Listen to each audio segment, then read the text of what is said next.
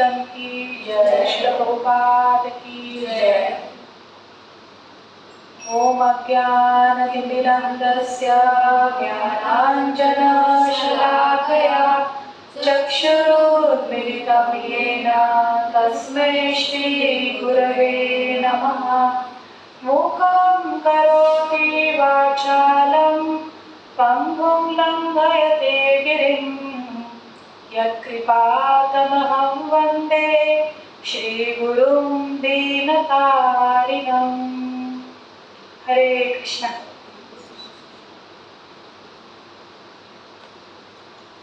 तो आज सबका स्वागत है। फिर से हम मिल रहे एक हफ्ते के बाद में। लास्ट सेशन में हम भगवद गीता का फर्स्ट चैप्टर हमने पूरे श्लोका कवर किए। तो आज हम second chapter, please open second chapter first shloka. किसी के पास में नहीं है तो शेयर कीजिए इसे, ठीक है।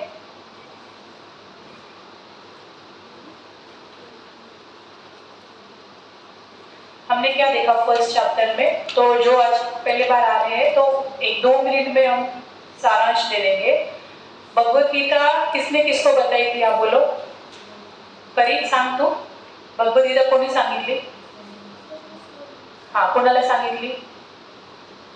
श्रीकृष्णाने सांगितली, बरोबर। कोणाला सांगितली? हाँ बोलो। अर्जुन को बताया ना। तो लास्ट फर्स्ट चैप्टर में हमने देखा कि अर्जुन किस तरह से कंफ्यूज हो गए हैं कि उनके सारे रिलेटिव्स ही है ना युद्ध भूमि में। उनके परदादा है, दादा है वहाँ पे, और फिर उनके फ्रेंड्स है, फैमिली मेंबर्स है। तो ये सबको देख के उनको क्या हो गया है? बहुत दुख लग रहा है, कंफ्यूजन में गए हैं। यहाँ तक हमने डिस्कस किया। अभी तक भगवान ने कुछ बोला नहीं है फर्स्ट चैप्टर में। अभी हम जाएंगे सेकेंड चैप्टर के फर्स्ट श्लोका। चैप्टर का नाम है contents of the Gita summarised. तो मेरे पीछे दोहराने का प्रयास कीजिए आप। संजय उवाच तं तथा कृपयाविष्टम् अश्रुपूर्णाकुलेक्षणम् विषिदन्तम् इदं वाक्यम् उवाच मधुसूदनः। तो ये जो संजय है ये कौन है? धृतराष्ट्र की सेक्रेटरी है। धृतराष्ट्र अंदर है ना, तो उनको कुछ दिखता देखा तो वो उनको मदद करते थे संजय। तो वो बता रहे कि क्या हो रहा है कुरुक्षेत्र के वॉर में, और वो बोल रहे हैं कि अर्जुन का ऐसा ऐसा परिस्थिति है। अभी वो युद्ध करने के लिए बहुत हिचकिचाहट हो रही है उनके मन में, और उनके क्या हो रहा है? अश्रुपूर्ण, मतलब उनके हृदय में, आंख में से भी आंसू आ रहे हैं और दिल में बहुत कंपैशन उनके आ गया है। और ये सब देख के मधुसूदन कौन है? कृष्ण। तो कृष्ण अभी पहले बार स्टार्ट करेंगे बोलना। नेक्स्ट श्लोका। श्री भगवान उवाच कुतस्त्वाकश्मलमिदं विषमे समुपस्थितम् अनार्यजुष्टम् अस्वर्ग्यम् अकीर्तिं कर अर्जुन। ठीक है, ये सेकेंड चैप्टर का सेकेंड श्लोका। तो फर्स्ट जो वर्ड है क्या है? श्री भगवान उवाच। तो प्रभुपाद जी परकट में बोलते हैं भगवान का अर्थ क्या है? तो पहले भी हमने डिस्कस किया है। भगवान का अर्थ है जो भाग्य के ओनर है। भगवान, भग इज भाग्य और वान इज ओनर, मतलब जिसके पास में ये भाग्य है। तो भगवान श्री कृष्ण है, तो उनके पास में षड ऐश्वर्य पूर्ण है। तो को एक एक बताएंगे क्या ऐश्वर्य है भगवान के। 6 ऑपुलेंस ऑफ लॉर्ड कृष्णा क्या क्या है? ऑल स्ट्रेंथ, हाँ। दूसरा ऑल ब्यूटी। तीसरा ऑल वेल्थ, हाँ। चौथा ऑल फेम, हाँ। ऑल वैराग्य हो गया, हाँ। तो भगवान के ये ऐश्वर्य है।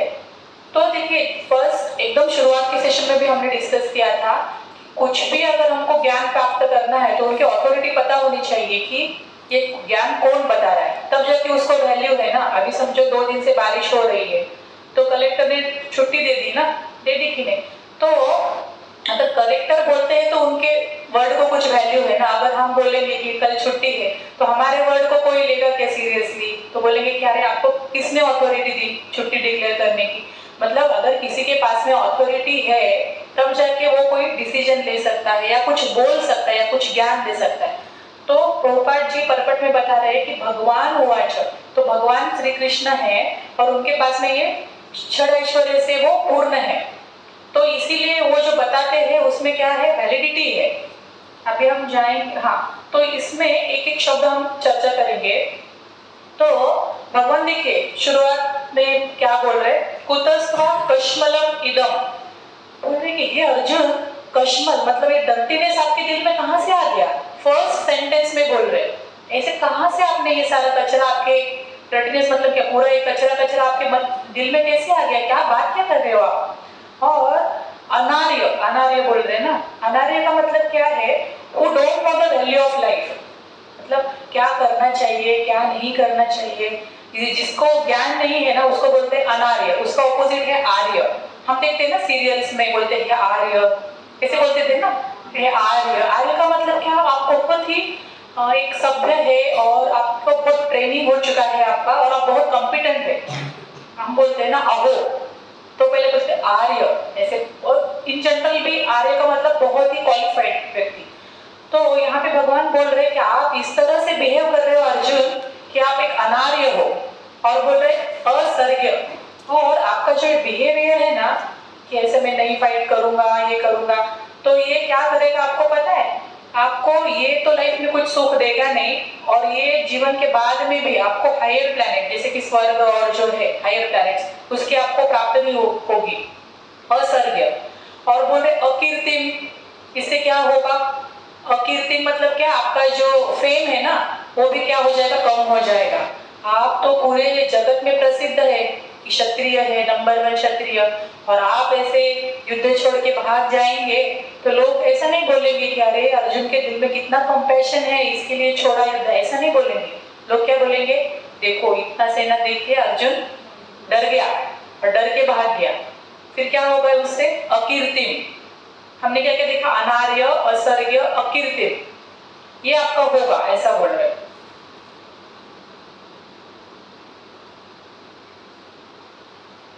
भगवद गीता टेक्स्ट 3, क्लेब्यमास्मगमं पार्थ,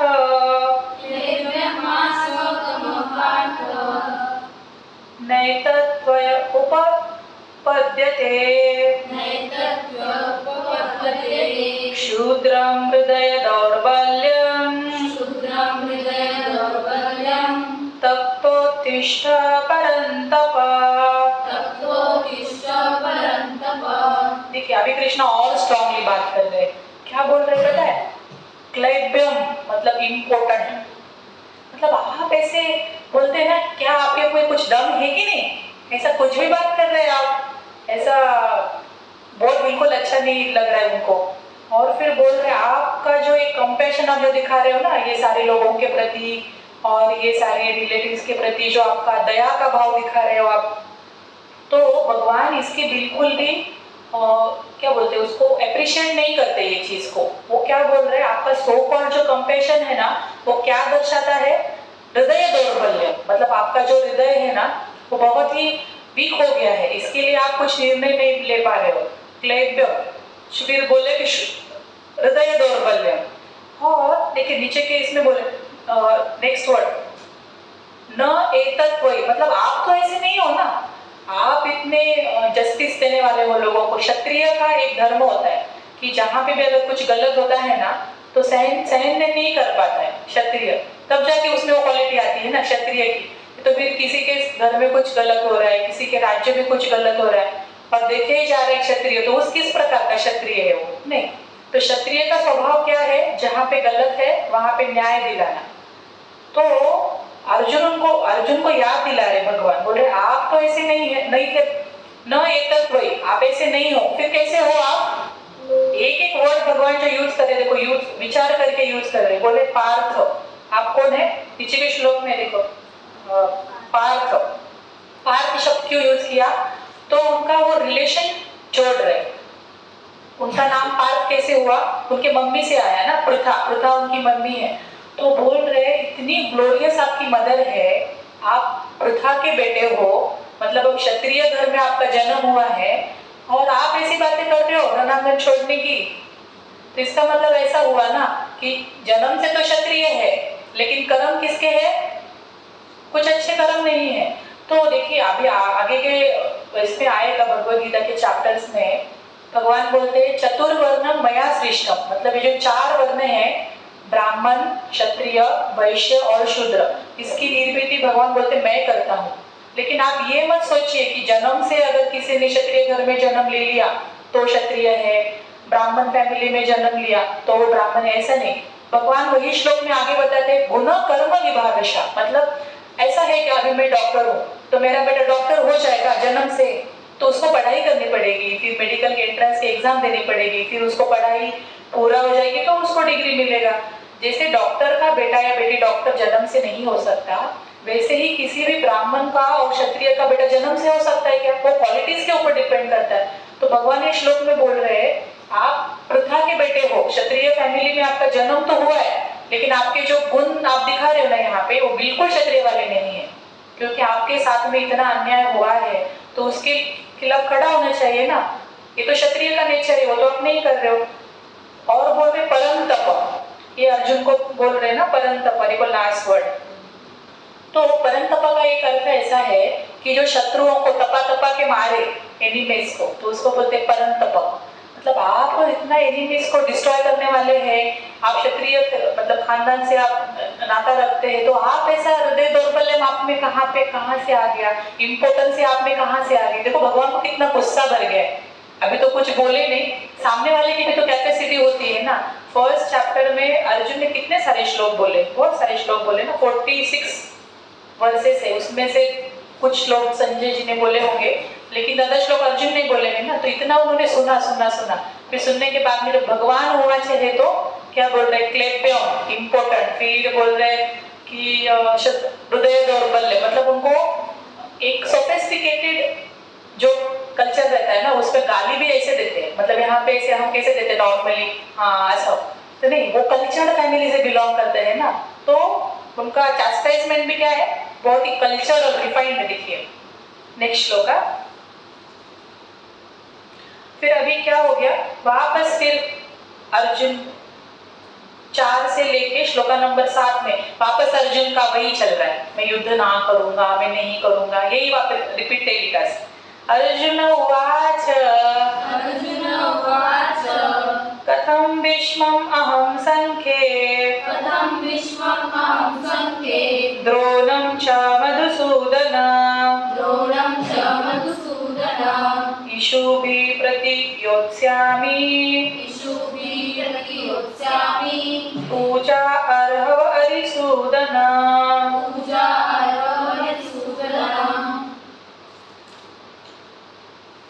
हम ना 7 श्लोक पढ़ेंगे, फिर उसके बाद में हम डिस्कस करेंगे। गुरुन् हत्वा हि महानुभावान्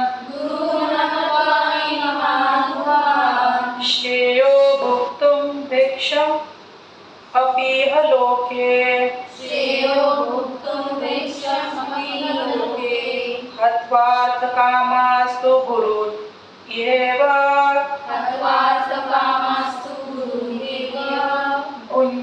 भुञ्जीय भोगान् रुधिराप्रदिग्धान्।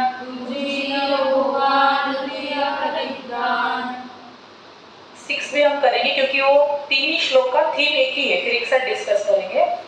न चेतत् विद्मः कर्तारं नागरियो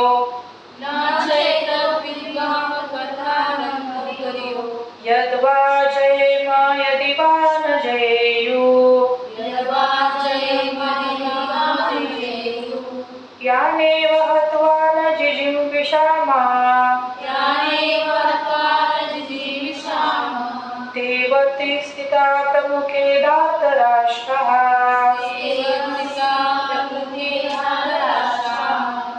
देखिए अभी ना ऐसा होता है ना, जब एखादा व्यक्ति कंफ्यूज है ना जीवन में या दुखी है ना, तो क्या बोल रहे हैं उसको समझ में नहीं आता। समझो हमने एक बार एक चीज बोली ना तो कंफ्यूजन में देखिए, हम ऑब्जर्व कीजिए, वही चीज वापस वापस वापस बोलते रहते हैं, वही वही लोग। अभी एक पूरा चैप्टर अर्जुन ने बोला है, फिर अभी वापस 3 श्लोक में यही बोलेंगे वो 4, 5 और 6 की मैं कैसे मारूं, मैं क्या करूं, मेरे सामने रिलेटिव्स खड़े खड़े, ये तो पहले चैप्टर में बोला है ना। लेकिन उनके दिल में इतना कंफ्यूजन, इतना डिप्रेशन और इतना एंजाइटी है ना, तो क्या बोल रहे हैं उनको समझ में नहीं आ रहा है। तो 4 नंबर के श्लोका में वो बोल रहे हैं कि हे भगवान, आपका एक नाम क्या है? अरिसूदना। अरि मतलब क्षत्रियों को जो मारते हैं उसको बोलते हैं अरिसूदन। तो वो उनको कहना चाहते हैं कि हे कृष्ण, आप तो शत्रुओं को मारते हो ना, और आप मुझे क्या बोल रहे हो कि आप भीष्म, द्रोण जो मेरे गुरु है, पितामह है मेरे, उनको आप मारने के लिए बोल रहे हो आप मुझे। तो आप खुद करते थे क्या आपके ग्रैंडफादर को मार? ऐसा वो इनडायरेक्टली बोलना चाहते हैं। मतलब आप तो मुझे बोल रहे हो कि मारो, आपके गुरु को मारो, आप संदीपनी ऋषि को मार दोगे, आप आपके ग्रैंडफादर उग्रसेन महाराज को मार दोगे क्या?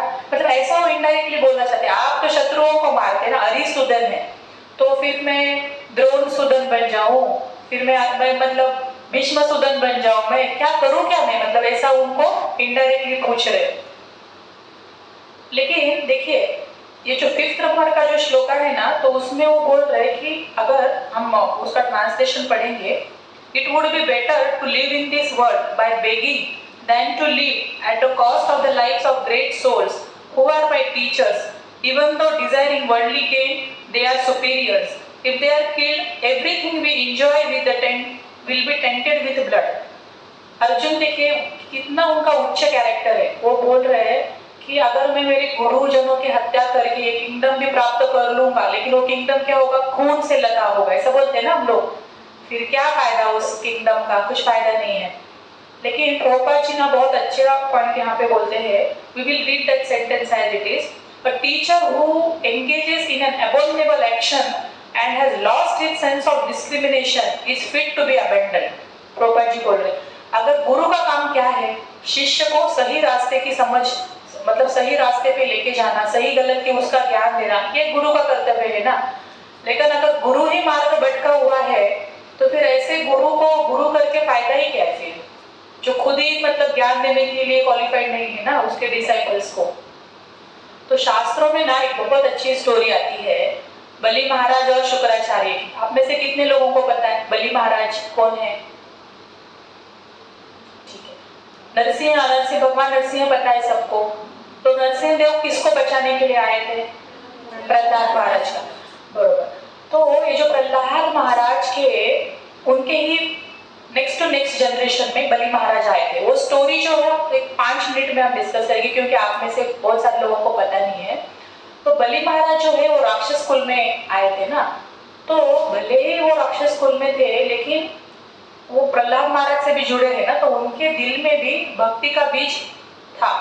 और ऐसा एक समय आया कि शुक्राचार्य जी के, मतलब उनके जो गुरु है शुक्राचार्य, तो उनके आशीर्वाद से उनको इतना मटेरियल ऑपुलेंस मिल गया कि वो पूरे तीनों लोग उनके हो गए। मतलब ये earthly planets, below earthly planets और हायर प्लैनेटरी सिस्टम, तो पूरे किसके हो गए? बलि महाराज के हो गए। और फिर जो देवता थे, तो फिर वो बोले कि अरे अभी देखो पूरा असुरों का राज्य चल रहा है, फिर क्या करें? फिर भगवान विष्णु बोले ठीक है मैं कुछ करता हूँ। फिर उन्होंने क्या किया, आदिति और कश्यप इनके से एक भगवान ने जन्म लिया। वो कौन है? वामन देव, बराबर। तो फिर वामन देव ने क्या किया, एक छोटे से बटुक ब्राह्मण, मतलब एकदम छोटा सा नन्हा सा बालक का रूप उन्होंने लिया। और फिर वहां पे सैक्रिफाइस चल रहा था, यज्ञ चल रहे थे बलि महाराज के वहां पे। तो उन्होंने यज्ञ के, वो बलि महाराज का एक ऐसा था कि फेमस थे, वो जो मांगेंगे वो दान दे देंगे, बहुत दानवीर थे वो। फिर वो आए सैक्रिफिशियल एरिना में और पूछा कि भिक्षाम देहि, ऐसे बोला। फिर बलि महाराज उठ गए और फिर बोले क्या चाहिए आपको? फिर उन्होंने बोला कि मुझे ना 3 पग जमीन चाहिए बस। उन्होंने बोला अरे आप एक तो इतने छोटे से हो, फिर आप मांग भी क्या रहे हो कि 3 पग भूमि मांग रहे हो? आप आए कहाँ पर? ये तो सोचो ना, आप राजा के पास में आए हो, और राजा भी ऐसा नहीं है कि चलो खाली पालगढ़ डिस्ट्रिक्ट का राजा, ऐसा नहीं है। वो पूरे पृथ्वी नहीं, पूरे तीनों लोगों के वो ये हो गए ना। फिर समझो हम राजा के पास में जाके चवन्नी मांगेंगे तो राजा का ही अपमान है ना वहां पे। तो बोले अरे आप मेरे प्रेस्टीज का तो देख के मांगो ना कुछ, 3 पग में क्या होगा। तो स्टोरी तो बहुत लंबी है। उन्होंने क्या बोला, देखिए अगर आप थोड़े में संतुष्ट नहीं होते ना जीवन में, तो आप बहुत में भी संतुष्ट नहीं हो सकते। ऐसा वामन देव की बहुत सुंदर सुंदर श्लोक है, श्रीमद् भागवतम में आता है इसका पूरा वर्णन। फिर उन्होंने बोला ठीक है मैं देता हूँ आपको 3 पद भूमि। फिर उन्होंने क्या किया, वामन देव ने ना इतना विशाल रूप उनका हो गया, बड़े बड़े बड़े हो गए वामन देव। एक पैर में उन्होंने पूरे अपर प्लैनेट्स ले लिए, पृथ्वी और अपर प्लैनेट्स, दूसरा पैर पे लोअर प्लैनेट्स ले लिए। फिर उन्होंने बोला यू आर अ लायर, आपने मुझे बोला था कि 3 पग जमीन दूंगा और तीसरा पैर रखने के लिए अभी जगह नहीं है, जगह नहीं है तो फिर मैं क्या करूँ अभी मैं। फिर बलि महाराज जो थे उन्होंने बोला कि आप मेरे सर पे रख दीजिए, मैं आपको आपका स्वामित्व में ग्रहण कर लेता हूँ फिर ऐसे। तो इसका स्टोरी के पहले जो पार्ट था, जो शुक्राचार्य जी गुरु है बलि महाराज के, तो उन्होंने पहचान लिया कि वामन देव जब आए थे, उन्होंने बोला बलि महाराज को देखो ये जो बटु ब्राह्मण आपको दिख रहा है ना, कि दूसरा तीसरा कोई नहीं है, विष्णु है। आपको बोलेंगे ये 3 पग जमीन के बदले पूरा ले लेंगे आपसे, वो छलिया है ये कृष्ण, तो आप उनको कुछ भी कमिट मत करो। लेकिन गोपाल जी श्रीमद् भागवतम के परपट में बोलते हैं ये सारा जो ऐश्वर्य है ओरिजिनली भगवान को बिलोंग करता है। अगर भगवान ने मांगा तो देना चाहिए ना, ऐसा थोड़ी बोलना चाहिए कि मैं नहीं दे सकता। तो उनके गुरु है शुक्राचार्य बलि महाराज के, लेकिन ज्ञान क्या दे रहे कि भगवान का आप मानो मत, भगवान को दो मत। तो बलि महाराज ने क्या किया फिर ऐसे गुरु का सुना नहीं। उन्होंने बोला नहीं, अगर मैं तो मेरा वचन में निभाऊंगा ही, अगर ये साक्षात भगवान है जैसे आप बोल रहे विष्णु है, तो फिर तो मैं और खुशी से दूंगा, क्योंकि ये तो सारा भगवान का ही है। वैसे भगवान सामने से मांग रहे तो मैं क्यों ना दूं। फिर बलि महाराज को शुक्राचार्य जी कर्ज करते, शाप देते, बोलते कि मैं तुमको शाप देता हूँ कि तुम्हारा ये सारा ऐश्वर्य चला जाएगा। और शुक्राचार्य मतलब बहुत पावरफुल थे, मतलब ऐसा नहीं कि कोई ऐसे एरे गेरे थे, नहीं।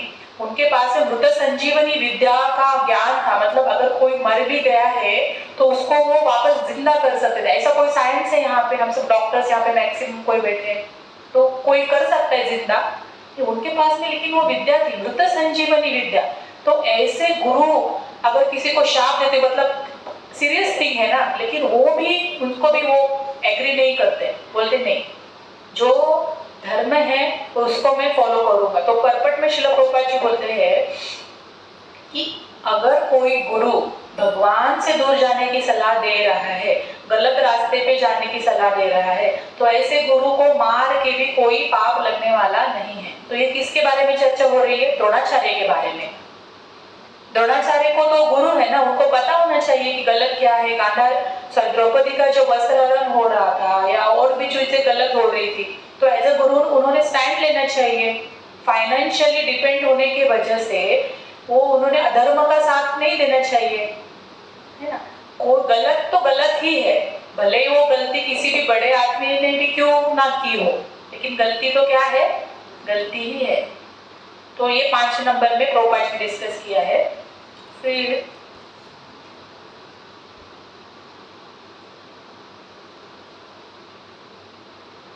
6 नंबर का भी जो ये है ना, बेसिकली वही है थीम। तो will directly go to the 7th number shloka. This is the important shloka. कार्पण्य दोषोपहता स्वभाव,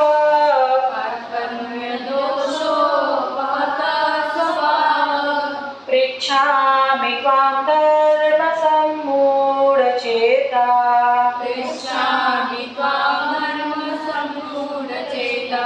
यश्चेयसान्निश्चितं ब्रूहि तन्मे,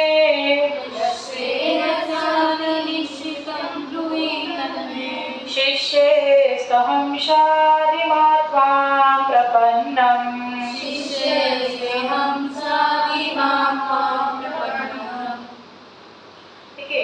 फर्स्ट वर्ड है कार्पण्य दोष। कार्पण्य का मतलब क्या है, माइजरली वीकनेस, कार्पण्य दोष प्रभुपाद ट्रांसलेट करते शब्द का अर्थ माइजरली वीकनेस। माइजर मतलब क्या? कंजूस। हम देखते हैं ना, कंजूस किसको बोलते हैं? आप बोलिए, कंजूस कौन है? किस बोलते हैं ना, बहुत कंजूस है ये, ऐसे बोलते हैं ना हम लोग। कंजूस मतलब क्या? बोलो बोलो। कंजूस का देखिए ये मतलब कि उसके पास में है चीज, लेकिन वो कर नहीं रहा है उसको यूटिलाइज। समझो कोई गरीब है तो पैसा अगर खर्च नहीं कर रहा है तो उसको क्या बोलेंगे? बेचारा गरीब है ना, ऐसा बोलेंगे। बोलेंगे उसको कोई कंजूस बोलेगा? नहीं बोलेगा। लेकिन किसी के पास में बहुत पैसा है फिर, लेकिन वो फिर भी बहुत इधर भी स्पेंड नहीं कर रहा है, किसी को भी कुछ भी नहीं कर रहा है, तो हम क्या बोलेंगे? कितना कंजूस है ये, कुछ भी नहीं करता है, ऐसे बोलेंगे ना। मतलब क्या है बहुत, लेकिन क्या यूटिलाइज नहीं कर रहा है, तो उसको बोलते हैं कंजूस। कोई समझो खेत के लिए BMW गाड़ी अगर यूज करे खेत जोतने के लिए, तो उसको आप क्या बोलोगे? पागल ही बोलेंगे ना। खेत में क्या, जो खेत में ट्रैक्टर या हल ऐसा कुछ चाहिए ना। किसी के पास में फेरारी है और BMW कार एकदम अच्छी लग्जरी कार है और जा रहे हैं खेत में लेके, तो पागल लग रहा है ना ये। लेकिन ना कभी कभी अगर हमारे जीवन में प्रभुपाद नहीं होते ना, तो ये पागलपंते में हम भी थे। मतलब हमको ह्यूमन बॉडी मिला है, तो अभी हम क्या करेंगे, एक वर्ड सेंटेंस हम पढ़ेंगे। बृहद अरण्य का उपनिषद एक उपनिषद है, उसमें एक श्लोक तो हम नहीं पढ़ेंगे, डायरेक्टली उसका मीनिंग पढ़ेंगे। He is a miserly man who does not solve the problems of the human life and thus quits this world like cats and dogs without understanding the science of self realization। देखो वो क्या बोल रहे हैं, human body मिला है, लेकिन अगर ह्यूमन बॉडी का उपयोग वो अच्छी तरह से नहीं कर रहा है तो वो क्या है? कंजूस है, ऐसा बोल रहे हैं। मतलब हमको लग्जरी कार दी है ना, बाकी के भी बहुत सारे एनिमल्स है, कुत्ते हैं, बिल्ली है, बहुत सारे है कि नहीं। वो यहाँ पे आके बैठते हैं कि सत्संग कार्यक्रम में गुरुवार के या शनिवार के चेतना फेस्टिवल में आते हैं क्या कुत्ते बिल्ली है, तो मुझे तो कुछ दिख नहीं रहा है। मुझे तो यहाँ पे यंग गर्ल्स एकदम अच्छे इंटेलिजेंट लोग ही यहाँ पे दिख रहे हैं। क्यों क्यों? क्योंकि एज ए ह्यूमन बीइंग्स हमको लग्जरी फैसिलिटी दी है ना, सोचने की, समझने की, वो एनिमल्स में नहीं दी गई है, बराबर। लेकिन अगर हमको ह्यूमन बॉडी प्राप्त होने के बावजूद भी अगर हम एनिमल्स वाले भी चीजें करते रहेंगे, तो इसका मतलब क्या हो गया? शरीर तो BMW जैसे मिला है, हमको लग्जरी मिली है फेरारी की जैसे, और हम क्या कर रहे हैं? एनिमल्स वाले ही चीजें करने में व्यस्त हो गए हैं। एनिमल्स क्या करते हैं? खाते हैं, तो ह्यूमंस भी खाते हैं। समझो वो रास्ते पे किधर खाते रहेंगे, फिर ह्यूमंस भी 5 स्टार होटल में वगैरह जाके मस्त वगैरह खाते हैं कि नहीं? तो ये बेटर नहीं ठहराता हमको उनसे। वो भी सोते हैं एनिमल्स भी, फिर हम भी सोते हैं, तो कभी कभी तो ऐसा उनसे जेलसी होता है कि वो इतना सुकून से नींद लेते हैं, हम टेंशन में रहते हैं, एग्जाम रहती है कुछ रहती, वो बेचारे रास्ते के बाजू में कहीं पे भी सो जाते कि नहीं। हम यहाँ पे एकदम करलौन का वगैरह गद्दा डाल के फिर ऐसा, फिर भी हमको नींद नहीं आती है कभी कभी। तो वो बेटर हो गए हमसे, तो फिर वो भी खा रहे हम भी खा रहे, वो भी सो रहे हम भी सो रहे। वो क्या कर रहे हैं? रिप्रोडक्शन कर रहे कि नहीं? वो भी एट अ टाइम उनको तो मतलब 2-2 3-3 ट्रिपलेट्स और फिर जो भी है उतना हो रहा है। हमारी तो कैपेसिटी उतनी भी नहीं है, वो भी रिप्रोड्यूस कर रहे हैं, हम भी रिप्रोड्यूस कर रहे हैं, तो फिर हम क्या डिफरेंस कर रहे हैं? वो डिफेंड कर रहे, कैसे डिफेंस कर रहे? वो नाखून से, उनके पंजों से डिफेंस कर रहे, ऐसे भौंक रहे या आवाज कर रहे या काट रहे। और हम कैसे डिफेंस कर रहे ह्यूमन बीइंग्स? एटॉमिक बॉम्ब, फिर वैक्सीन और फिर और कुछ, उससे हम क्या कर रहे हैं? डिफेंस कर रहे हैं। लेकिन अल्टीमेटली अगर हम डीपली सोचेंगे, eating, mating, defending and mating, इतना ही कर रहे हैं ना। और हमारा पूरा जो सिस्टम है इसी के पीछे तो लगा है, कैसे अच्छे खाना है, कहाँ कहाँ होटल्स अच्छे मिलते हैं, फिर क्या क्या हम कैसे कैसे डिफेंड करें, फिर हमको खुद से बचाव कैसे करें, फिर अच्छे से लाइफ पार्टनर कैसे ढूंढे, फिर हमारा फैमिली कैसे सेटल हो जाए। Eating, sleeping, mating and defending, exam में कैसे पढ़ाई करें, फिर स्ट्रेस से कैसे बचे। यही 4 एस्पेक्ट में घुमा फिरा के हमारा भी लाइफ चल रहा है कि नहीं चल रहा है। तो ह्यूमन बॉडी अगर हमको मिला है, हायर इंटेलिजेंस हमको भगवान ने दिया है, तो अगर हम इसको यूटिलाइज लाइफ के जो प्रॉब्लम्स है उसको सोचने के लिए अगर हम टाइम नहीं निकाल रहे हैं, तो इसका मतलब हम हमारी अपॉर्चुनिटी जो दी है लग्जरी कार की, तो हम वेस्ट कर रहे खेत में जोत के। Do you agree? तो ये श्लोक में बोला है कि प्रॉब्लम्स के बारे में डिस्कस करना चाहिए, सोचना चाहिए। तो हम बोलेंगे हमको क्या प्रॉब्लम है माता जी, लाइफ में तो सब अच्छा चल रहा है। सब अच्छा चल रहा है? नहीं चल रहा है, लेकिन चल भी रहा है। इसमें जो कोई XYZ व्यक्ति है उसके लाइफ में सब एकदम बढ़िया चल रहा है, कोई टेंशन नहीं है, तो इसका मतलब ये है कि कोई प्रॉब्लम नहीं है जीवन में। तो शास्त्रों में ऐसे बताते हैं कि प्रॉब्लम जो है ना, 2 टाइप्स के प्रॉब्लम होते हैं बेसिकली। एक तो है रियल प्रॉब्लम्स। रियल प्रॉब्लम मतलब क्या, उसके ना कुछ क्राइटेरिया है रियल प्रॉब्लम के। It should be common to all, मतलब ये सबके लिए कॉमन होना चाहिए प्रॉब्लम। हाँ, और फिर कोई भी नहीं चाहता है वो प्रॉब्लम आए, लेकिन सबको आएगा ही। तो ऐसे प्रॉब्लम बताओ मुझे, सबको कॉमन होना चाहिए, कोई नहीं चाहता है और कोई अवॉइड भी नहीं कर सकता। हाँ, बीमारी और डेथ हो गया, और बुढ़ापा। तो शास्त्र तो यही बता रहे ना, आप कितने इंटेलिजेंट हो देखो। आप जो बोल रहे हो वो तो शास्त्र में पहले ही लिखा है, जन्म मृत्यु जरा व्याधि। ये तो रियल प्रॉब्लम है ना। कोई कितना भी रईस हो, अदानी अंबानी फैमिली की जैसे एकदम रिच हो, वो क्या कभी बूढ़ा नहीं होंगे? कितना भी आप कॉस्मेटिक सर्जरी करा लो, क्या आपके फेस की झुर्रियां आप कम कर सकते हो परमानेंटली? नहीं कर सकते। अभी आज के डेट में सबसे बूमिंग इंडस्ट्री अगर कोई है तो वो है कॉस्मेटिक इंडस्ट्री। लेकिन लोग इतना डरते हैं ना कि अगर मैं खराब दिखने लगूंगी तो लोग मुझे कैसे एक्सेप्ट करेंगे। और सबसे ज्यादा परेशान लोग सुंदर लोग ही होते हैं, क्योंकि उनको लगता है सुंदरता चली जाएगी कि क्या। देखो ना सेलिब्रिटीज, देखो वो विदाउट मेकअप ऐसे ऐसे ऐसे मुंह ढक ढक के चलते, देखा होगा ना आपने कभी एयरपोर्ट पे किसी को टैग कर लिया, किसी ने स्पॉट कर लिया तो कैसे करते, वो ऐसे एकदम पोज देके खड़े रहते, क्या वो नहीं ऐसे करके फिर फटाक से चले जाते, क्योंकि क्या है उनको लगता है बिना मेकअप देख लिया तो मतलब डर है ना। तो किसी को भी ये प्रॉब्लम्स नहीं चाहिए जीवन में, ना किसी को मृत्यु चाहिए। ऐसा यहाँ पे कोई है कि प्रे कर रहा है, नहीं कोई ऐसा यहाँ पे है कि हेल्थी कभी अच्छा ही है, बीमार कभी भी नहीं पड़ा और कभी पड़ने भी नहीं वाला है, उसने अमृत प्राशन करके स्वर्ग से आया है, ऐसा नहीं है ना। जन्म मृत्यु जरा व्याधि, ये प्रॉब्लम्स रियल प्रॉब्लम्स है।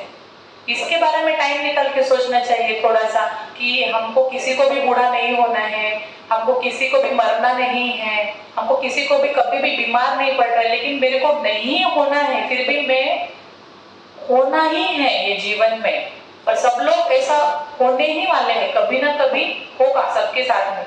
तो ये बहुत टेंशन वाली प्रॉब्लम है, रियल प्रॉब्लम है। इसके बारे में मैं कुछ कर सकता हूँ क्या? ये बुद्धिमत्ता का ज्ञान है ना, कुछ साइन है ना। नहीं तो फिर हाँ, खाने के लिए कहाँ अच्छा मिलेगा, फिर जोमेटो अच्छा है कि स्विगी से फास्ट डिलीवरी होता है, फिर ये होटल अच्छा है कि वो कपड़े कहाँ अच्छे मिलते हैं, ये हो गया temporary questions of life. But intelligent person क्या पूछेगा, हु एम आई, मैं कौन हूँ, फिर व्हाट आफ्टर डेथ, ये क्वेश्चन पूछेंगे इंटेलिजेंट लोग। और शास्त्र ये इंक्वायरी को क्या बोलते हैं, अथा तो ब्रह्म जिज्ञासा। मतलब ये क्वेश्चंस मन में आना। हम कभी देखो खुले आसमान के नीचे सोते हैं तो हमारे बचपन में एक मन में विचार आता था, ये स्काई किसने बनाया होगा, ऐसे आता था ना सवाल, सबके मन में आता होगा। फिर ये तारे किसने बनाए, ये चांद हमारे सामने क्यों घूमता रहता है, ऐसा आता है कि नहीं सवाल। लेकिन हमने क्या हो गया, ये कुत्तों की बिल्लियों के रेस में हमारा जो चाइल्ड था ना अंदर का, उसको हमने मार दिया गला घोट के। फिर ये क्वेश्चन अभी हम पूछते ही नहीं है। सबको यही है, वो रैट रेस में टिक के रखना है ना, तो ये फालतू के सवाल मत पूछो। ऐसे बोलते आजू बाजू के लोग, आप देखो आगे एग्जाम कौन से आने वाली है, वो एग्जाम के ऊपर फोकस करो। फिर मैं मेरे एग्जाम्पल देती हूँ आपको। फिर मुझे बोला गया कि 10th तक आपको पढ़ाई करनी है, एकदम अच्छे से पढ़ाई करनी है। एक बार 10th में आपका हो गया ना, अच्छे से मार्क आ गए ना, आपको हमारा टाइम पे महात्मा गांधी महाविद्यालय अहमदपुर बहुत फेमस हुआ करता था, वहां से महाराष्ट्र के टॉपर्स आया करते थे, हर साल वहां का ही टॉपर। तो आपको वहां पे नंबर लग गया ना तो आपको लाइफ सेट हो गई। फिर मैंने बोला चलो अभी एक ही साल पढ़ाई कर लेते। फिर 10th हो गया, फिर मार्क्स आ गए, फिर एडमिशन हो गया। फिर बोला गया आप अभी 2 साल अच्छे से पढ़ाई करना, ओके 2 साल अच्छे से पढ़ाई किया, एक बार ना आप मेरिट लिस्ट में आ जाना। मेरिट लिस्ट में आ जाएंगे तो क्या होगा, लोग आपके तो वाह वाह करेंगे और फिर पूरे पूरे पेपर्स में आपका नाम आ जाएगा ना, मतलब क्या बहुत ही अच्छा लगेगा आपको, फिर लाइफ पूरा सेट हो जाएगा। मैं बोला ठीक है चलो 2 साल कर लेते। फिर पढ़ाई किया, फिर पेपर में नाम आया, फिर मेडिकल में मतलब ये क्या बोलते हैं एडमिशन होगी पुणे में, फिर लाइफ एकदम सेट, मतलब ये था लाइफ अभी सेट हो गई इसका मतलब। फिर जाके फिर एडमिशन लिया वहाँ पे, फिर गए, फिर वहाँ पे देखा रहे वहाँ लाइफ तो शुरू हुई है अभी तक, कहाँ सेट हो गई है। फिर वहाँ पे गए तो इतना सी आई वॉज वेरी नर्वस कि जो ये लोगों का जो प्रोपोगेंडा होता है ना कि अभी दो कदम आगे चलो, खुशियों का खजाना आपके पीछे पड़ने वाला है, ऐसा पूरा समाज एक दिशा दिखा रहा है। उनको कोई भगवत गीता का तो ज्ञान है ही नहीं। तो फिर ऐसा रहता है ना, गधा रहता है, गधा के सामने ऐसा कैरेट रखते हैं, फिर ऐसा वो ऐसा कैरेट रखते ना थोड़ा थोड़ा आगे, मतलब 2 कदम में अगर आगे चलूंगा तो गाजर खाने को मिलेगा, ऐसा लगता है वो गधे को। फिर 2 कदम आगे चलता है वो गधा, लेकिन गाजर तो आने वाला है ही नहीं क्योंकि काठी से बांधा है ना, तो कितना भी करेगा तो 2 कदम पीछे रहेगा ही वो गधा गाजर से। तो कभी कभी क्या होता है जिंदगी के रैट रेस में, जो बचपन में जो हमारे जीवन में सवाल आते थे ना कि दुनिया किसने बनाई होगी, कि दुनिया मतलब ये क्या होगा, ये जो सवाल आते थे ना, ये सवाल पूछना ही बंद करते हैं हम लोग, क्योंकि ये रैट रेस में टिकना है ना, लाइफ सेट हो जाएगी, लाइफ सेट है, लाइफ तो कभी सेट नहीं होगी, बाद में समझता है हमको धीरे धीरे करके। फिर बोलते हैं कि हाँ तो बहुत लंबी कहानी है, उसको कट शॉर्ट करेंगे। इन शॉर्ट ऐसा है कि life will always have problems, और रियल प्रॉब्लम्स ये है जन्म मृत्यु जरा व्याधि, और ये सोचने के लिए हमको थोड़ा समय निकालना है। एक तो हो गए रियल प्रॉब्लम्स, दूसरे प्रॉब्लम्स है रिलेटिव प्रॉब्लम। रिलेटिव प्रॉब्लम मतलब क्या कि मेरा प्रॉब्लम आपका प्रॉब्लम नहीं हो सकता और आपका प्रॉब्लम मेरा प्रॉब्लम नहीं। अभी दोनों बारिश हो रही है, बारिश में बीमार पड़ते हैं लोग, पड़ते ही कि नहीं, तो ये लोगों का प्रॉब्लम है, डॉक्टर का प्रॉब्लम है क्या? डॉक्टर को तो अच्छा लगेगा, किसी किसी डॉक्टर को, जो मतलब जो डॉक्टर है तो उनको लगेगा सर्वे भवतु सुखिनः सर्वे सन्तु निरामयाः, ऐसे भी कुछ डॉक्टर्स है, उनके बारे में नहीं बात करती, लेकिन उनको दुख नहीं होगा ना। अभी क्या अभी मेरे पास पेशेंट आ रहे हैं, लेकिन पेशेंट को तो दुख है, मतलब बारिश सीजन है या खराब सीजन, किसी के लिए ये है किसी के लिए ये है कि नहीं। तो ऐसा बोला गया है कि your problems could be somebody else's dream। उसका मतलब क्या कि हमको अभी लग रहा है बाप रे मेडिकल का एग्जाम हम कैसे देंगे, यूनिवर्सिटी पे यूनिवर्सिटी एग्जाम आ रहा है, सबमिशन हो रहा है, क्या क्या करें। लेकिन मेडिकल के कॉलेज में एंट्रेंस में एग्जाम में पास होके एडमिशन मिलना ये किसी का सपना है। जो आपका टेंशन है किसी का सपना है। अभी बहुत सारे बच्चे एग्जाम दे रहे, रीनीट हुआ ना अभी 21 को, अभी वो प्रे कर रहे मेरा एडमिशन हो जाए बस, मतलब आपका टेंशन somebody else's dream। कभी कभी बच्चों से बहुत तंग आ जाते कि हाँ बच्चे 2 मिनट की शांति नहीं देते जीवन में, लेकिन ऐसे कितने सारे लोग हैं जो बच्चों के लिए तरस रहे हैं, उनको नहीं हो रहा है बच्चा। मतलब आपका जो प्रॉब्लम हेडेक है ना somebody else's dream, तो ये रियल प्रॉब्लम्स नहीं है लाइफ में। और हमको ये पता होना चाहिए रियल प्रॉब्लम्स क्या है, रिलेटिव प्रॉब्लम्स क्या है, रियल प्रॉब्लम्स में हम कर क्या सकते हैं, तो ये साइन ऑफ इंटेलिजेंस है। तो ये श्लोक में है कार्पण्य शब्द में, देखो हमने इतना चर्चा किया एक वर्ड पे, प्रभुपाद जी के एक वर्ड पे हमने, भगवान के एक वर्ड पे प्रभुपाद जी ने इतना हमको ये दिया है। तो अर्जुन जो है यहाँ पे वो क्या बोल रहे कि मेरा मन जो है ना एक कंजूस के जैसे, एक माइजरली वीकनेस की वजह से मुझे समझ में नहीं आ रहा है, मैं बहुत कंफ्यूज हो गया हूँ और मैं ये सिचुएशन में क्या करना चाहिए और क्या नहीं करना चाहिए मुझे कुछ समझ में नहीं आ रहा है। और वो बोलते now I am your disciple and a soul surrender unto you, please instruct me. अब जाके उन्होंने इतना श्लोकों के बाद में बोला कि हे कृष्ण मुझे नहीं समझ में आ रहा है और आप मुझे बताओ। जब तक ये नहीं बोलेगा ना तब तक आगे की गाड़ी नहीं चालू हो जाएगी। हमारे जीवन में भी ऐसा ही होता है, हमको लगता है बहुत सारे जीवन के प्रॉब्लम्स जो है हम हमारे बुद्धि से, हमारे प्रयत्नों से हम सॉल्व करने का प्रयास करेंगे, इसीलिए हम किसी का सलाह लेते नहीं है। सलाह लेना एक बात है, लेकिन पूरी तरह से उसको हमारा बताना और उसको सरेंडर हो जाना। देखो ये प्रपन्नम शब्द का अर्थ है सरेंडर।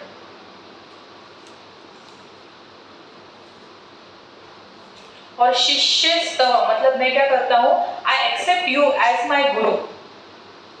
जब तक सामने वाला व्यक्ति फेथ से सरेंडर नहीं करता है तब तक कुछ समझने वाला नहीं है। तो वो अर्जुन बोल रहे भगवान को कि अभी हम क्या करते हैं, फ्रेंडली डिस्कशंस बंद करते हैं। फ्रेंडली डिस्कशन से क्या होगा, स्ट्रॉन्ग अथॉरिटेटिवली वो बता पाएंगे क्या? समझो टीचर ही बता पाएंगे ना स्टूडेंट्स को कि ये गलत है, ये फ्रेंड को इतना बता पाएगा क्या? नहीं। टीचर जैसे रोल में जब आते हैं ना, तब टीचर के पास एक अथॉरिटी आती है कि हाँ मुझे पता नहीं है, आप बताओ। जब एक रिलेशन ऐसा चेंज हो जाएगा फ्रेंडली टॉक से एक गुरु शिष्य के प्लेटफॉर्म पे, तब जाके अभी रियल भगवद गीता यहाँ से चालू हो जाएगी। तो हमारे मन में प्रश्न आ जाएगा कि गुरु की क्या जरूरत है, क्या जरूरत है गुरु की? तो मैं आपसे पूछती हूँ कि आप ऐसा कौन सा ज्ञान है कि जो बिना टीचर के, बिना यूनिवर्सिटी के, बिना बुक्स के आपको मिल सकता है, डिग्री मिल सकता है? नहीं, टीचर भी नहीं चाहिए, गुरु भी नहीं चाहिए और यूनिवर्सिटी भी नहीं चाहिए। ऐसा कोई ज्ञान या ऐसा कोई डिग्री आपको कभी मिलेगा? नहीं मिलेगा ना। और तीनों भी चाहिए। और समझो किसी ने बोला कि मैं मेडिकल के या कुछ भी साइंस के, इंजीनियरिंग की किताब में घर पे लेके आऊंगा, घर पे मैं पढ़ लूंगा माता जी पूरा बुक्स, और मैं घर पे इंजीनियर बन जाऊंगा, तो वो दीवार बनाएंगे तो फिर वो दीवार के अंदर क्या हो जाएंगे, गड़ जाएंगे लोग अंदर के। रास्ता बनेंगे तो पुल गिर जाएगा। ऐसे इंजीनियर और डॉक्टर फिर आएंगे तो फिर वैसे डॉक्टर बनेंगे घर पे किताब पढ़ के, तो फिर क्या वो डॉक्टर हो पाएंगे? नहीं हो पाएंगे। मतलब किसी भी ब्रांच में अगर हमको सक्सेस चाहिए तो क्या चाहिए हमको? गुरु चाहिए ना। और गुरु चाहिए, फिर यूनिवर्सिटी चाहिए अच्छे से कि जहाँ पे वो गुरु ने पढ़ा है, और फिर किताब भी चाहिए। समझो गुरु के पास में भी किताब नहीं है और डिसाइपल के पास में भी किताब है, तो सिखाएंगे क्या? लेकिन ना, हमको अभी हंसी आती है, लेकिन यहाँ पे इतना अपप्रचार हो रहा है ना कि हाँ गुरु खुद से ही मन से पढ़ाएंगे। फिर अभी देखिए अगले इसमें डिस्कशन में आएगा, तो next topic of discussion is, हाँ तो हमको तो पता चाहिए गुरु चाहिए। Do you agree? और गुरु चाहिए जीवन में। विदाउट गुरु हमको नॉलेज मिलेगा क्या? नहीं। अगर हमको मटेरियल नॉलेज नहीं मिल सकता बिना गुरु, बिना पुस्तक और यूनिवर्सिटी से, क्या आपको आध्यात्मिक नॉलेज ऐसा चीप है क्या? वो तो देखो, वो तो हम देख भी नहीं सकते हैं, ये तो हम देख सकते हैं ना एटलीस्ट कुछ। वो तो आध्यात्मिक ज्ञान को तो हम देख भी नहीं सकते, वो तो हमारे एक्सपीरियंस से भी काफी बियॉन्ड है। तो हम इतना सटल चीजों को अगर हमको समझना है तो हमको कितना जरूरी है ना जीवन में गुरु और मेंटर, उसके तो बिना हम कुछ सीखेंगे ही नहीं। तो पहला बात तो हो गया कि हमको गुरु चाहिए, गुरु की जरूरत है। तो नेक्स्ट क्वेश्चन आएगा, अरे अभी लेकिन इतने गुरु है समाज में, किसके पास में जाए? कितना कंफ्यूजन है ना माइंड में, किसको हम गुरु करें? आप सबने राधानाथ महाराज का किताब सुना होगा, पता नहीं, जर्नी होम करके महाराज जी का एक पुस्तक है। कभी हम आपसे उस विषय पे भी चर्चा करेंगे। तो हम बता रहे थे रिचर्ड के बारे में, जो कि आगे जाके राधानाथ महाराज बने। तो गुरु के शोध में उन्होंने क्या किया, 19 ईयर्स की उम्र में घर छोड़ दिया। हाईलैंड पार्क में शिकागो में रहते थे। उनका तो बहुत बड़ा स्टोरी है। तो फिर वही ना, फिर वो जेन्युइन गुरु के शोध में उन्होंने फिर कैसे कैसे हिचहाइक करते करते, मतलब रास्ते में जो वाहन मिल गया उसमें बैठ के ऐसे बहुत सारे कंट्रीज में घूम घूम के फिर वो आखिर में भारत में आते। फिर भारत में भी बहुत सारे गुरुओं को मिले, फिर आखिरकार वो प्रभुपाद को मिले। मतलब उनका बहुत प्रवास है।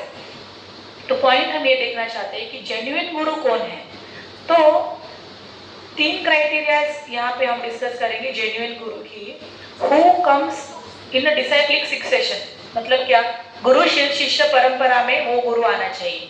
ऐसा जरूरी नहीं है कि हाँ आप भी यही गुरु को मानो या आप यही गुरु से मार्गदर्शन लीजिए, जरूरी नहीं। लेकिन ये क्राइटेरिया में जो फिट होते हैं ना, आप ऐसे कौन से भी गुरु से आप मार्गदर्शन लेते हैं, तो क्या है क्राइटेरिया, वो गुरु शिष्य परंपरा में आने चाहिए। मतलब क्या, उनके गुरु होने चाहिए, उन्होंने भी किसी से सीखा होना चाहिए ना। समझो अभी हम देखते हैं एक्सपर्ट कोई डॉक्टर है, तो उनके जो स्टूडेंट्स है उनको वो एक्सपर्टली सिखा पाएगा कि कैसे सर्जरी करे। जैसे कि मैं भी सर्जन हूँ, तो मैंने भी किसी सर्जन से सीखी है ना। खुद घर पे बैठ के तो सर्जरी नहीं सीखी है मैंने, फिर उनके साथ में मैंने काम किया, फिर सब जाके सर्जरी सीखे। तो एक सर्जन ही दूसरे सर्जन को सर्जरी सिखा सकता है, एक गुरु है दूसरे गुरु, मतलब शिष्य को गुरु बना सकता है ना आगे जाके। तो कोई भी गुरु है, कौन सा भी एग्जाम्पल आपके दिमाग में आए तो देखना चाहिए कि ये इनके गुरु है, फिर इनके गुरु के गुरु है। ऐसा पूरा चेन बनना चाहिए। और चेन कहाँ से स्टार्ट होना चाहिए, साक्षात भगवान से स्टार्ट होना चाहिए, क्योंकि सबसे प्योर नॉलेज तो भगवान से आ रहा है ना। तो तो गुरु शिष्य परंपरा जो है वो भगवान से स्टार्ट होके वो गुरु तक आनी चाहिए, तब जाके वो जेन्युइन गुरु है। तो अभी हम एक थोड़ा टाइम में हम हमारे इस्कॉन की गुरु शिष्य परंपरा आपको बताना चाहेंगे कि हमारे जो फाउंडर आचार्य है इस्कॉन के, international society for Krishna consciousness के फाउंडर आचार्य है श्रील प्रभुपाद जी। तो उनके गुरु महाराज किसको पता है? हाँ, भक्ति सिद्धांत सरस्वती महाराज। तो उनके गुरु महाराज है गौर किशोरदास बाबा जी महाराज, उनके जो जगन्नाथ दास बाबा महाराज, फिर भक्ति विनोद ठाकुर। तो ऐसा करके करके चैतन्य महाप्रभु तक जाती है, फिर चैतन्य महाप्रभु से जाके ब्रह्मा जी तक, मतलब माधवाचार्य, फिर ऐसे बहुत ईश्वरपुरी, माधवेंद्र, वो ऐसे बहुत पूरा लीनिएज है इसका। हमारे जो इस्कॉन की जो गुरु शिष्य परंपरा है उसको बोलते हैं ब्रह्म मध्व गौड़ीय संप्रदाय। मतलब अगर किसी को बहुत उत्सुकता है कि इनके गुरु, हमको तो 4-5 तक पता है, उसके पास बाद में भी अगर किसी की इच्छा है तो साइंटिफिकली भी मतलब आपको सारे प्रूफ्स मिल जाएंगे कि हाँ इनके ये गुरु है, इनके ये गुरु है, इनके ये गुरु है। अभी हम जगन्नाथ जी के मंदिर में भी हम बाजू में घर में देखेंगे तो ऐसे फोटो आपको दिखाई पड़ेगा, ऐसे आड़वा फोटो। त्याच्यामध्ये उसमें क्या दिखाया है, इनके गुरु ये है, इनके गुरु ये है, इनके गुरु ये है। तो अब जब हम पुराने घर में देखते थे ना, दादाजी का फोटो लगा रहता था घर में, दादाजी के बाद में परदादाजी का फोटो, तो पता होना चाहिए ना मेरे पिताजी कौन है, पिताजी के पिताजी कौन है, फिर दादाजी कौन है, दादाजी के पिताजी कौन है, सब पता होना चाहिए था। लेकिन अभी क्या हो गया, दादाजी के फोटो नहीं रहते घर में अगर वो स्वर्गवासी हो गए तो फिर हमारे पूरा लीनिएज का कैसे पता चलेगा? तो गुरु जो है, प्रामाणिक गुरु जो है, वो किसी भी चार ऐसे गुरु शिष्य परंपरा है। एक तो है ब्रह्म माधव गौड़ीय संप्रदाय, ब्रह्म संप्रदाय। दूसरा है स्त्री संप्रदाय। ब्रह्म संप्रदाय ब्रह्मा जी से स्टार्ट होता है, स्त्री संप्रदाय लक्ष्मी जी से स्टार्ट होता है, रुद्र संप्रदाय भगवान शिव से स्टार्ट होता है, और चौथा है रुद्र संप्रदाय। ये जो रामानुजाचार्य, जो साउथ इंडियन जो हम देखते हैं ना मंदिर वगैरह, वो पूरे जो है उनका स्त्री संप्रदाय से वो बिलोंग करते हैं। और जो कुमार संप्रदाय, और कुमार संप्रदाय में निम्बार्काचार्य, ये कुमार संप्रदाय में आते हैं। तो भी ये जेन्युइन गुरु है, जेन्युइन उनकी गुरु शिष्य परंपरा है। ऐसा नहीं, हम ऐसा यहाँ पे नहीं बोल रहे, नहीं इस्कॉन ही सबसे जेन्युइन है और बहुत ओल्ड, ऐसा नहीं। देयर आर ओरिजिनली 4 संप्रदाय, ब्रह्म संप्रदाय, स्त्री संप्रदाय, रुद्र संप्रदाय एंड कुमार संप्रदाय। If anybody wants to take initiation, मतलब गाइडेंस आपको किसी भी संप्रदाय में लेना है तो ले सकते, लेकिन ये आपको करना चाहिए कि प्रॉपर उसका गुरु शिष्य परंपरा है कि नहीं, चेक करना है। तो किसी भी गुरु के सामने ऐसा बोलना नहीं चाहिए हाँ स्वामी जी ज्ञान दीजिए, पहले उसका क्वालिफिकेशन तो पूछो। डॉक्टर के पास में जाते हो तो नेम प्लेट पढ़ के आते हो ना, हाँ कुछ डिग्री XYZ डिग्री, पूरा उसका 10 इयर्स एक्सपीरियंस पढ़ के आप ट्रीटमेंट के लिए जाते हैं ना। ऐसा बिना देखे कुछ भी ऐसे जाते हैं क्या डॉक्टर के पास में? नहीं जाते। तो गुरु भी के पास में भी जा रहे तो देखना चाहिए कि उनके गुरु कौन है, वो कहाँ से ज्ञान प्राप्त कर रहे हैं, तब जाके हम समझ सकते हैं हाँ ये ऑथेंटिक नॉलेज बता रहे हैं क्योंकि इनके गुरु है, इनके गुरु के भी गुरु है। ये फर्स्ट में समझ में आया क्या है कि प्रॉपर डिसाइप्लिक सक्सेशन में होना चाहिए। और रुद्र संप्रदाय के बारे में नहीं बोला, ये शंकराचार्य जो है ना तो रुद्र संप्रदाय में आते हैं शंकराचार्य, फिर कुमार संप्रदाय में आते हैं निम्बार्काचार्य, फिर स्त्री संप्रदाय के जो ये है उसमें आते हैं रामानुजाचार्य, और अपना जो गौड़ीय ये है ब्रह्म संप्रदाय उसमें आते हैं माधवाचार्य। तो ये इसमें है, तो उसमें बहुत सारे शिष्य फिर आते हैं। तो अभी हर एक का तो हम डिस्कशन नहीं करेंगे आज। सेकेंड जो है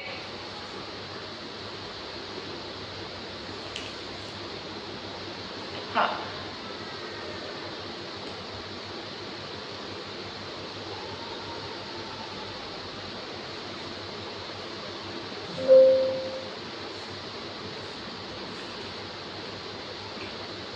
और दूसरा क्राइटेरिया ये है कि वो खुद भी कुछ वैदिक स्क्रिप्चर्स उन्होंने फॉलो करने चाहिए। आज हम समाज में देखते हैं उनका खुद का ही फिलोसफी रहता है, वो किसी स्क्रिप्चर्स को फॉलो नहीं करते।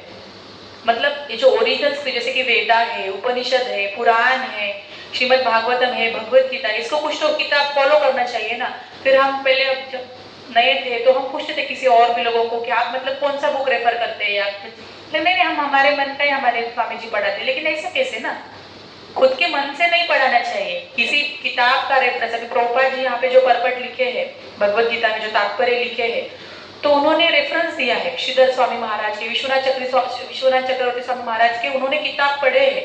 तब जाके उन्होंने कमेंट्री लिखी है, खुद के मन से नहीं लिखा है कुछ भी।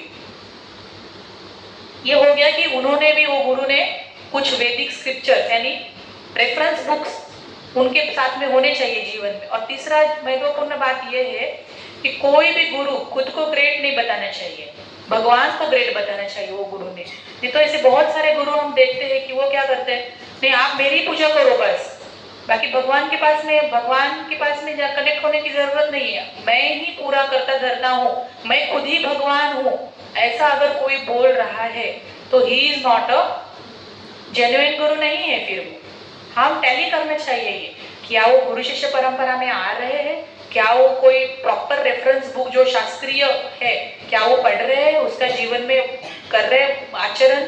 फिर तीसरा है कि क्या वो खुद को ही भगवान बोल रहे हैं। अगर ऐसा कोई बोल रहा है तो इमीडिएटली उसको रिजेक्ट कर देना चाहिए। जैसे कि प्रभुपाद ने 5 नंबर के श्लोका में बोला है ना कि अगर कोई एबल गुरु नहीं है तो उसको इमीडिएटली हमको क्या करना चाहिए, रिजेक्ट कर देना चाहिए। उसके पास से गाइडेंस लेंगे तो कुछ नहीं होगा। Blind man following another blind man, दो both are following in the ditch, मतलब एक अंधा व्यक्ति दूसरे अंधे व्यक्ति को गाइडेंस करेंगे तो दोनों गड्ढे में गिर जाएंगे। तो ऐसा गुरु से मार्गदर्शन लेके कुछ फायदा होगा नहीं होगा।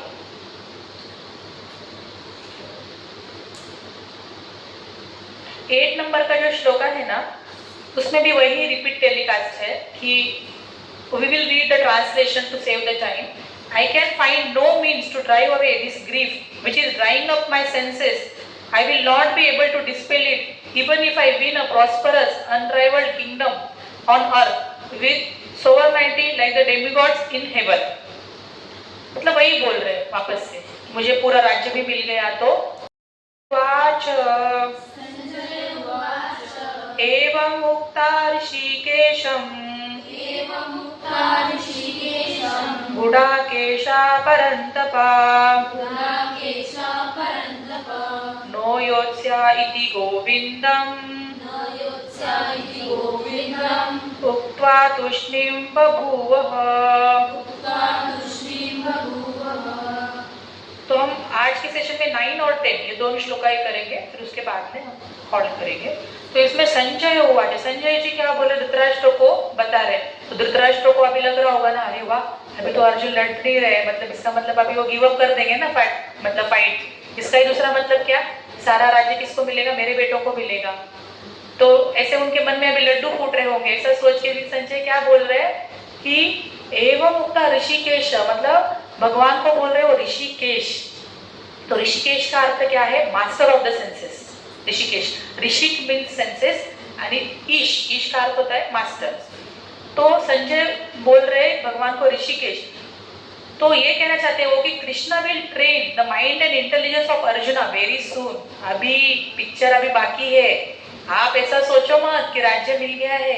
अभी क्या करेंगे, भगवान ज्ञान देंगे अभी आगे जाके। और जो मास्टर है जो सेंसेस के ऋषिकेश, वो क्या करेंगे, जो कंफ्यूज माइंड में, कंफ्यूज इंटेलिजेंस में जो अर्जुन यहाँ पे ऐसा बोल रहे हैं ना कुछ भी उड़पटा, तो वो क्या करेंगे, कृष्ण गाइड करेंगे, क्योंकि कृष्ण क्या है, ऋषिकेश है। तो और ये फिर अर्जुन को फिर वो क्या बोल रहे संजय, गुड़ाकेश। तो गुड़ाकेश का अर्थ है कि one who has conquer over the sleep, मतलब जिसने स्लीप के ऊपर भी विजय प्राप्त किए उसको बोलते हैं गुड़ाकेश। तो स्लीप का एक अर्थ ऐसा भी होता है कि इग्नोरेंस, मतलब हम जब सोते हैं ना तो हम इग्नोरेंस में चले जाते हैं ना, पूरा हमको पता नहीं रहता है, पता रहता है कि कुछ नहीं। तो जानबूझ के संजय अर्जुन को यहाँ पे बोल रहे गुड़ाकेश, मतलब क्या कि ऋषिकेश उनको ज्ञान देंगे, उनका माइंड इंटेलिजेंस पूरा अभी अच्छा हो जाएगा। और गुड़ाकेश मतलब ये जो इग्नोरेंस में चले गए हैं ना अर्जुन, अभी वो क्या हो जाएगा, उसके ऊपर भी अभी वो विजय प्राप्त कर लेंगे। अभी आप इतना लड्डू मत फुटाइए अपने पेट में, अभी रुको, अभी आएगा भगवत गीता आगे, ऐसे बोल रहे हैं। अभी एक से एक शब्द है गोविंद। गोविंद का अर्थ ये है one who gives pleasure to the senses. गो का अर्थ होता है हमारे इंद्रिय, गोविंद का अर्थ होता है जो हमारे इंद्रियों को आनंद दे, तो उनका नाम है गोविंद। तो अभी इसके ऊपर एमसीक्यू टेस्ट हम लेने वाले हैं, किताब हमारे लिए अरेंज करेगी। तो ये सब सारे वर्ड्स के उसमें मीनिंग्स आएंगे। ऋषिकेश का अर्थ क्या है, what is the meaning of Hrishikesh, what is the meaning, master of the senses. What is the meaning of Gudakesh, हाँ, what is the meaning of Govinda, Govind का क्या अर्थ है? बोलो, पीछे वाले रो में बोलो, गोविंद का अर्थ क्या है?